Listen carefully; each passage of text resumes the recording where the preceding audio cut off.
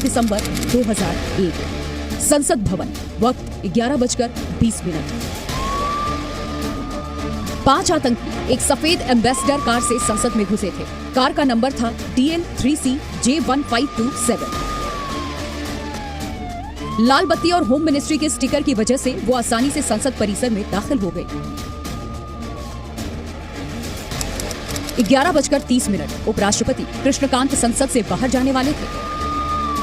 उनकी गाड़ियों का काफिला संसद के गेट नंबर 11 पर खड़ा था। तब तक आतंकियों की कार गेट नंबर 12 से होते हुए गेट नंबर 11 की तरफ आ पहुंची। हड़बड़ी में आतंकवादियों ने गलत रास्ता पकड़ा और बंद पड़े गेट के सामने पहुंच गए। रिवर्स करने की कोशिश में उनकी कार उपराष्ट्रपति के काफिले से टकरा गई। टक्कर से कार में लगे विस्फोटक के डेटोनेटर और तार दिखने लगे। संसद में तैनात सुरक्षा कर्मियों को उन पर शक हो गया। गाड़ी के अंदर कौन है? रुक जाओ, रुक जाओ! पार्लियामेंट के सारे कर्मचारियों को हटाओ, कुछ गड़बड़ है, रुक जाओ!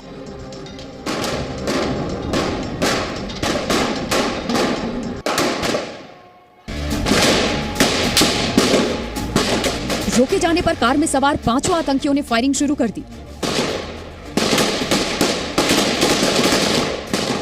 वहां मौजूद लोगों के लिए भी ये सोचना मुश्किल था कि संसद पर हमला हो सकता है।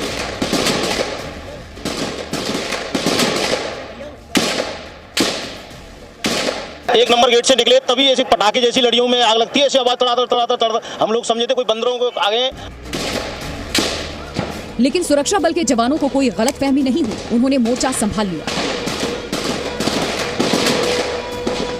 जवाबी फायरिंग शुरू हो गई। जल्दी। और जो सामने आप देख रहे हैं वो गेट नंबर 11 है, जहां से वाइस प्रेसिडेंट और दूसरे जो गणमान्य लोग हैं वो वहां से संसद भवन में जाते हैं। जब वो अपनी गाड़ी लेकर वहां पर गए तो उनको वहां पर रोका गया। 5 लोग थे गाड़ी के अंदर, जिसमें से उसके बाद वो ब्रेकअप हुए। 3 लोग पीछे उस तरफ चले गए और 2 लोग वो वहां से निकलकर इस तरफ भागे, जहां पर उसके बाद उन्हें दोबारा यहाँ रोकने की कोशिश की गई है। जो आप देख रहे हैं गेट नंबर 1 के आसपास यहाँ पर एक एनकाउंटर हुआ, उनको रोकने की कोशिश की गई। उपराष्ट्रपति जी के कमरे, पार्लियामेंट और उपराष्ट्रपति जी के कमरे में थे। और मुझे लगता है जो हम टेलीविजन देख रहे थे तो उसमें बहुत सारी ऐसे भी बताया कि फायरिंग यहाँ हो रही, वहाँ हो रही है। आतंकी नेताओं को बंधक बनाना चाहते थे। सुरक्षा कर्मियों ने ऐसा नहीं होने दिया। उन्होंने मुख्य इमारत के सभी दरवाजे बंद कर दिए। आतंकी चाहकर भी मुख्य भवन में नहीं घुस सके। वो बौखला गए। उन्होंने अपनी राइफल का मुंह घटना को दिलेरी से कवर कर रही मीडिया की तरफ मोड़ दिया। तो कवरेज कर रहा है यार, हद हो गई यार, हद हो गई, मैं यहाँ मर रहा हूँ, हद हो गया। अरे देख नहीं रहा क्या हो गया मेरा? क्या हो गया मेरा? क्या हो गया भाई, मर गया। जिस समय ये एनकाउंटर चल रहा था उस समय हमारी जी न्यूज़ की टीम भी ठीक इसी जगह पर मौजूद थी। आप हमारे पीछे देख सकते हैं, ये एक खास जगह बनाई गई है जहां मीडिया के लोगों को, जहां पर लोग खड़े होते हैं। सारे नेता यहीं पर आते हैं हमसे बातचीत करने के लिए। और हर रोज की तरह हमारी कैमरा टीम आज भी यहाँ पर मौजूद थी और ठीक 15 मीटर की दूरी पर यहाँ से एनकाउंटर चल रहा था। सारे कैमरामैन उस समय यहाँ पर मौजूद थे और गोलियां जब आतंकवादियों ने देखा, यहाँ पर उन्होंने मीडिया के लोगों को देखा तो उन्होंने यहाँ भी गोली चलानी शुरू कर दी। हमारे कैमरामैन थे उस समय यहाँ पर शंकर मलिक। शंकर, आपने मौत को इतने करीब से देखा, कैसे बचे आप? अब मैंने जो पहले देखा जाए, पहली बार ऐसे हो रहा है। मैंने मेरे साथ में एक बंदा था, उसको गोली लगा, मैं अपने कान में खुद उठा के लेके और एम्बुलेंस में छोड़ के आया जी। और ये तो जी न्यूज़ की टीम की कहानी थी जो उस समय यहाँ पर मौजूद थे। यहाँ पर और भी काफ़ी सारे पत्रकार मौजूद थे जिन्होंने अलग अलग जगहों पर छुपकर अपनी जान बचाई। लेकिन संसद पर हमले के शुरू होने के चंद मिनट में ही बाजी पलटने लगी।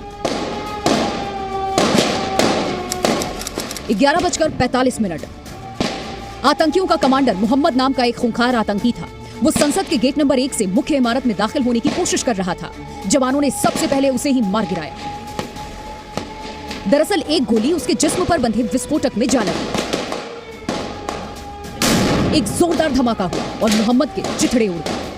पर एक आतंकवादी जो कि ह्यूमन बॉम्ब था वो वहां पर गया और उसने अपने आप को एक्सप्लोड कर लिया। एक्सप्लोजन इतना ज्यादा बड़ा था कि वहां पर ऊपर तक, छत तक जो है मांस के लोथड़े ऊपर लगे हुए हैं। मांस चारों तरफ फैला हुआ है वहां पर।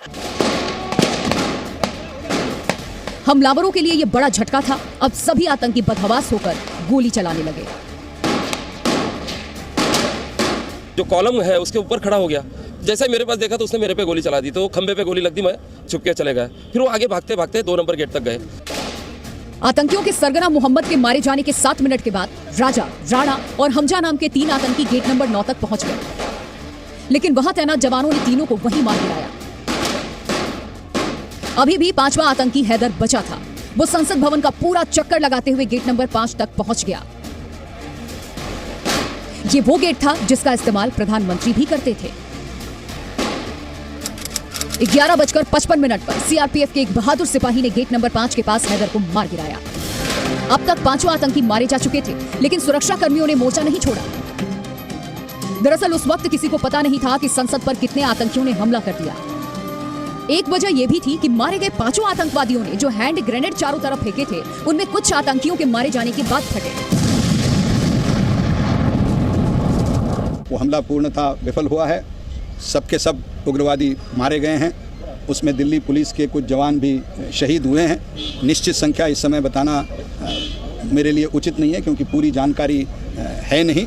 जब ये हमला हुआ तब प्रधानमंत्री और विपक्ष की नेत्री सोनिया गांधी तो यहाँ नहीं थी, लेकिन उनको छोड़कर उपराष्ट्रपति, गृह मंत्री, रक्षा मंत्री, विपक्ष के राज्यसभा के नेता सोमनाथ चटर्जी, लगभग 300-400 एमपीज यहाँ पर थे। इस हमले में संसद भवन की रक्षा करने वाले पुलिसकर्मी और parliament watch and ward staff के 9 लोग शहीद हो गए।